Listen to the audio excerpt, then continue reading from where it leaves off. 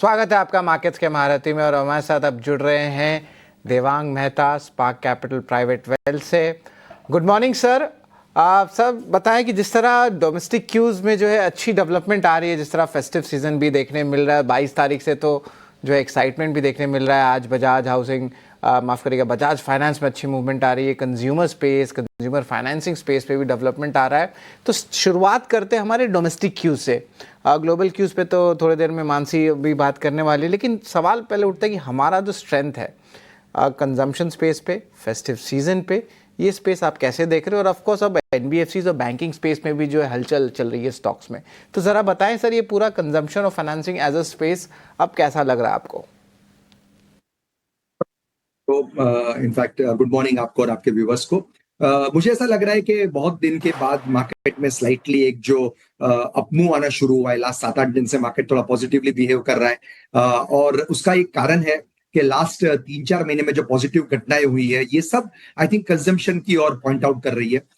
Last year के budget में एक तो आपको थोड़ा सा रिबेट दिया गया था, 12 लाख तक का जो टैक्स एडवांटेज दिया गया था, उसने एक पॉजिटिव स्लाइटली एक पॉजिटिविटी क्रिएट की थी। बट उसके साथ भी फिर भी आप देखिए तो डिमांड एनवायरनमेंट इतना स्ट्रांग नहीं था।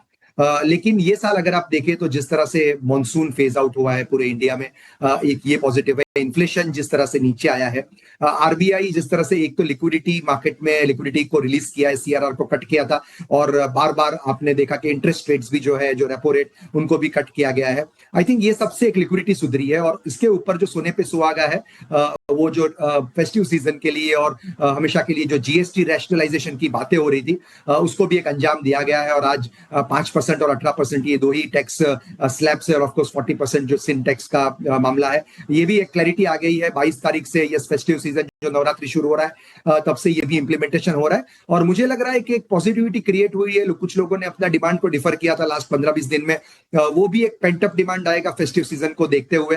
आई थिंक मुझे लग रहा है नवरात्रि, दशहरा दशहरा जो अक्टूबर में आ रहा है, नवरात्रि सितंबर में है, अक्टूबर में दिवाली है। मुझे लग रहा है इंडिया का जो फेस्टिव सीजन है वो काफी अच्छा जा सकता है। एक आपने जो कहा था कंजम्पशन के ऊपर, तो कंजम्पशन में हाई टिकट कंजम्पशन और इवन लो टिकट कंजम्पशन भी सुधरेगा।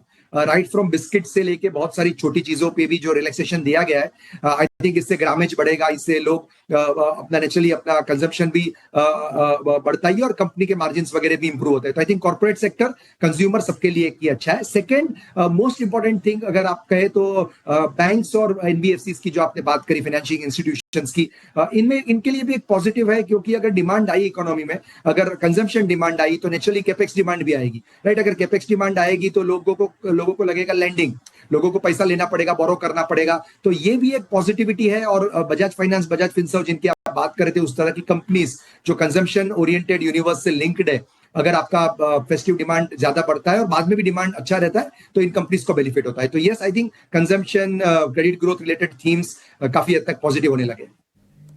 Absolutely, Devang. I completely second the thought. Good morning, Mansi this side. Domestic triggers पर आपका टेक आपने उम्दा तरीके से समझाया हमें, लेकिन विदेशी बाजार से भी ये हफ्ता काफ़ी इंपॉर्टेंट रहने वाला है देवांग। इन पर्टिकुलर अक्रॉस सेंट्रल बैंक्स की तरफ से इंटरेस्ट रेट डिसीजंस आते दिखेंगे। यूएस फेड के इंटरेस्ट रेट डिसीजन से 25 बेसिस पॉइंट्स कटौती की एक्सपेक्टेशन तो है ही, कुछ जानकार 50 बेसिस पॉइंट्स की भी बात कर रहे हैं। In the light of it, end of course bank of England, bank of Japan के भी इंटरेस्ट रेट डिसीजन इसी हफ्ते आने वाले हैं। ग्लोबल फ्रंट पर मार्केट की तस्वीर आप कैसी देख रहे हैं? मानसी, बिल्कुल सही। हम ग्लोबल वर्ल्ड से आज इंटीग्रेटेड है, जो हम जानते हैं, और कहीं भी हम ये नहीं कह सकते कि हम डीकपल्ड है। ये कहना बहुत ही मुश्किल है। अब यहाँ पे आपको देखने हैं कि जो भी आपने फैक्टर्स की बातें करी, बैंक ऑफ इंग्लैंड की हो या फेड के इंटरेस्ट रेट की हो, आई थिंक बहुत ही डिफरेंट व्यूज आपको एक अलग अलग जगह से मिलने लगे हैं। इसमें बहुत डिफिकल्ट है कहना कि क्या होगा। तो मैं हमेशा लोगों को कहता हूँ फोकस ऑन कंट्रोलेबल। तो इसमें ये मैं इसलिए कह रहा हूँ क्योंकि नेचुरली फेड का अगर इंटरेस्ट रेट घटता है तो ये ओवरऑल ग्लोबल मार्केट्स के लिए पॉजिटिव होता है, चीयर होगा ही होगा। बट आज मैं एक बहुत इंपॉर्टेंट फैक्टर देख रहा था सुबह जब मैं स्टडी कर रहा था। एक चीज अगर आप देखें तो जो MSCI इंडिया इंडेक्स है, वो पूरे साल में अगर CY25 अगर ये इसकी बात करूं 2025 साल की, तो सिर्फ 1% ऊपर है। अगर MSCI एशिया देखे, जापान, तो ये 21% ऊपर है। मतलब हमारी मार्केट ने कितना अंडर परफॉर्म किया है अदर एशियन मार्केट्स को और इवन ग्लोबल मार्केट्स को। अगर देखें बाकी की अमेरिकन मार्केट्स वगैरह ऑलमोस्ट सब ऑल टाइम हाईस पे ट्रेड कर रही है और हमारी मार्केट लास्ट ईयर जो सितंबर में हाई बनाया था उसको भी छूने से दूर है। तो मेरा कहना यहाँ पे यह है कि नेचुरली हमारी मार्केट में भी एक समय आएगा नेक्स्ट 2-3 महीने में जब ग्लोबल जितनी भी ग्लोबल दुर्घटनाएं होनी थी वो कहीं ना कहीं एंड होगी।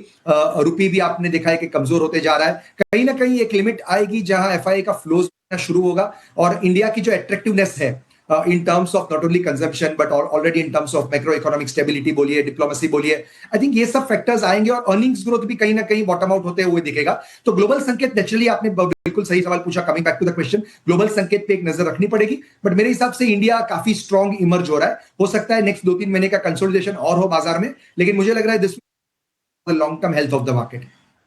जी बिल्कुल।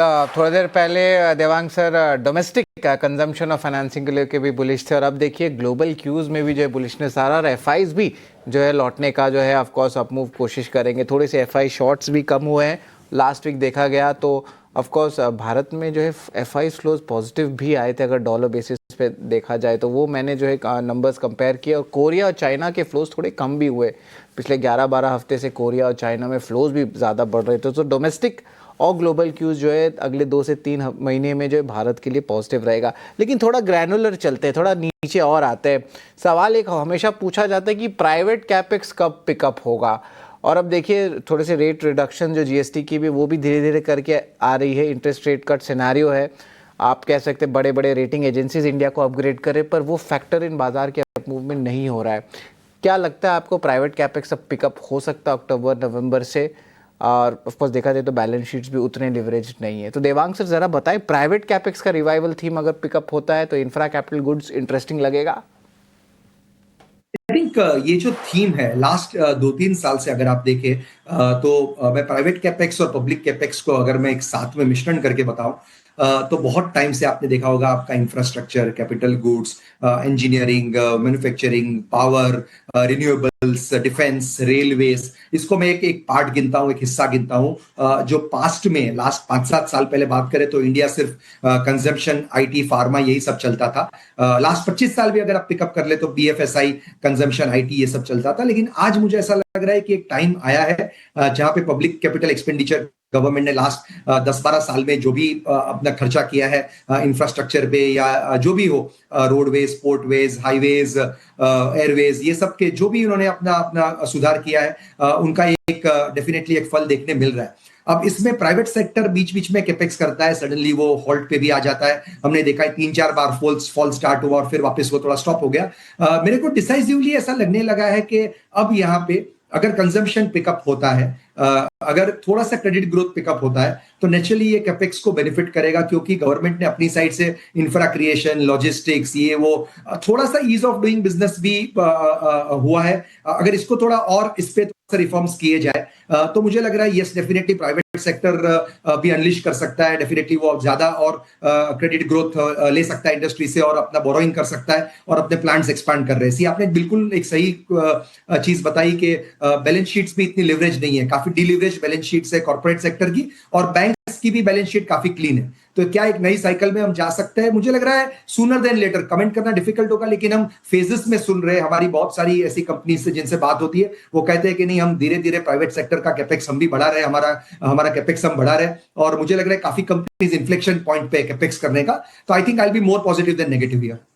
Absolutely, more positive than negative, absolute conviction है। One last thing, दिवांग आपसे जानना चाहेंगे, हमारे माध्यम से आपको सुन रहे हैं व्यूवर्स को क्या एडवाइस देंगे आप and mid cap, small cap यानी कि broader markets and larger benchmarks के मुकाबले इस वक्त पोर्टफोलियो गठन अगर करना है तो बेंचमार्क्स पर भरोसा किया जाना चाहिए या फिर ब्रॉडर मार्केट्स पर, या दोनों में रिसर्च कर दोनों में अपॉर्चुनिटीज ढूंढनी चाहिए? आई थिंक बहुत ही बढ़िया क्वेश्चन है मानसी। यहाँ पे देखिए actually to each is own, जैसे हम कहते हैं, हम कस्टमाइज पोर्टफोलियो नॉर्मली क्रिएट करते हैं बट उसके लिए जैसे आपने कहा ये टाइम ऐसा है जब आपको इंडेक्स के अंदर भी थोड़ी अपॉर्चुनिटीज है बट आपको जो ज्यादा अपॉर्चुनिटीज है, अगर आपका जो हॉराइजन है अगर वो 3 to 5 years का हॉराइजन है, अगर आपको लगता है कि India is going into the next orbit of growth, जो हमें लग रहा है शायद होगा आने वाले 3 से 5 साल में, शायद ऐसे सेक्टर्स 4 में आएंगे जो मैं आपको बात कर रहा था। क्योंकि पहले जो इंडिया में ट्रेडिशनली आईटी कंजम्पशन, बैंकिंग ही लिया जाता था, बट आज आप देखिए तो प्रॉफिट पूल जो है वो शिफ्ट हो रहा है, राइट। बैंक से ज्यादा भी आप अगर देखें तो एनबीएफसीज है, या आपकी फाइनेंशियल रिलेटेड कंपनीज है, इंटरमीडियरीज है। आप अगर कैपेक्स ओरिएंटेड कंपनीज में पहले खाली कैपिटल गुड्स इंफ्रा हुआ करती थी, आज वहां पे एकदम छोटी इंजीनियरिंग मैन्युफैक्चरिंग कंपनीज भी है। उस तरह की कंपनीज जहां पे आज शायद ये मिड और स्मॉल कैप यूनिवर्स में है। नेचुरली मैं ये कहना चाहूंगा कि यहाँ पे 1 लाख करोड़ के नीचे भी बहुत सारी कंपनीज है इंडिया में, जहां मौके है। वहां आप लार्ज कैप भी कर सकते हैं, मिड भी और स्मॉल भी, जिस तरह का आपका रिस्क एपिटाइट है। नेचुरली स्मॉल और मिड मार्केट के करेक्शन के वक्त थोड़ा ज्यादा आपको तकलीफ देते हैं, पेपर ड्रॉडाउन होते हैं ज्यादा। बट अगर आपका होराइजन 3 से 5 साल का है तो I think a combination of large, mid and small should be what the doctor ordered. Absolutely बहुत शुक्रिया देवांग आपका हमारे साथ जुड़ने के लिए, सवालों के जवाब देने के लिए और मार्केट पर अपनी एनालिसिस हमारे साथ शेयर करने के लिए। Thank you so much. Have a nice day to you. और चलिए इसी के साथ 10 के बाजार मार्केट